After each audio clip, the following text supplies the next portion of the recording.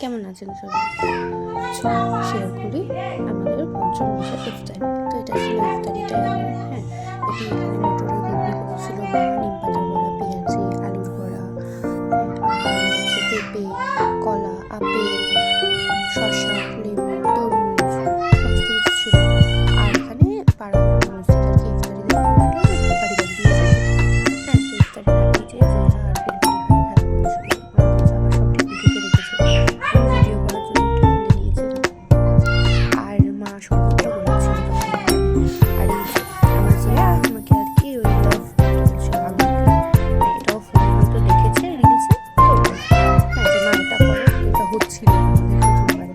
আর বুলবুলি ওখানে গরম লাগাচ্ছিল পায়ে, জানি না কেন লাগাচ্ছিল, কিন্তু ওটার জয়ার পায়ে লাগিয়েছিল, ওকে ওটাই দিয়েছে।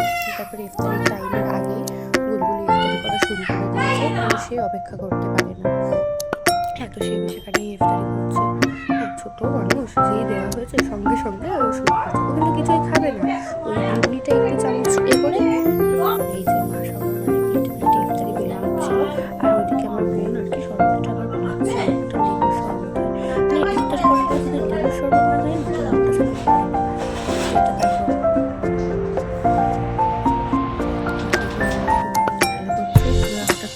করছে, হঠাৎ করে ডান্স করা শুরু করলো। এবার স্টার্ট হচ্ছে জয়ার ডান্স। এভাবে কেন হঠাৎ করে ডান্স করছিল, এবার পরীক্ষা শেষ হয়ে যাচ্ছে। হ্যাঁ, তো ওই জন্য ওই খুশিতে আর কি ডান্স করছে। বুলবুলি ঘুরে আবার দৌড়ে চমচমিয়ে দুটো মুখে দাঁড়িয়ে। তারপর আমরা একটু নিচে গেছিলাম, নতুন মসজিদের দিকে। তো এই হচ্ছে নতুন মসজিদ। আমার বাড়ির পেছন দিকে আর কি মানে বাচ্চাগুলো হয়েছে, মা রেখেছে। হ্যাঁ, তো এটা প্রথমবার বেরিয়েছে। তো এই যে জায়গাটা আর কি ড্রেন আছে, তো হাই ড্রেন আছে, এখান দিয়ে বেরাতে পারছিল না। ওই যে পাপা তাও একটা মতো রেখেছে, স্ল্যাব মতো রেখেছে। তারপরে আবার আমি ছাদে যাই, গিয়ে কিছু প্লাই ছিল এনে পুরো কভার করে দেওয়া হয়েছে আর কি, অনেক বড় মোটা করে। হ্যাঁ, যেন আর কি ওরা ভালোভাবে বেরিয়ে যেতে পারে, আর বাচ্চাগুলো যেন ড্রেনে না পড়ে। কারণ এখন ড্রেনে পড়লে ছোট ছোট একদম বাচ্চা মারা যাবে। আর বেশি বাচ্চা হয়নি, 4টে। তবে বাচ্চাগুলো এত মোটা মোটা, এত কিউট, মানে ভীষণ সুন্দর বাচ্চা হয়েছে।